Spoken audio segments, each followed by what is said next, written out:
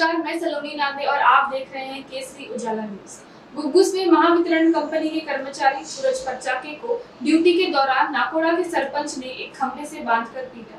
जैसे ही ये खबर फैली, आदिवासी टाइगर सेना के पदाधिकारी पुलिस स्टेशन पहुंचे। इसके बाद उन्होंने चंद्रपुर के पुलिस अधीक्षक से मुलाकात की और मांग की कि आरोपी पर अधिनियम के तहत मामला दर्ज किया जाना चाहिए, क्योंकि कर्मचारी अनुसूचित जनजाति का है। घुघुस या ठिकाणी येथील कार्यरत परचाकेजी हे आपल्या कर्तव्यावरती असताना गावातील सरपंच आणि त्यांचे काही सोबती या ठिकाणी लाईन जाणे हे तांत्रिक बाब असताना लाईन गेली कशी तू त्याच्यावरती नियंत्रण ठेवत नाही, या रोषामुळे बांदुरकर सरपंच यांनी आणि त्यांचे सहकारी या सर्व लोकांनी मिळून एक शासकीय कर्मचाऱ्याला शिवीगाळ करून अपमानित करून जातीय तेढ निर्माण करण्याचा या ठिकाणी प्रयत्न केलेला आहे आणि खांबाला त्या ठिकाणी बांधलेला आहे आणि अमानुषपणे त्याला वागणूक दिलेली आहे। त्या ठिकाणी शासकीय कर्मचाऱ्यांना मारल्यानंतर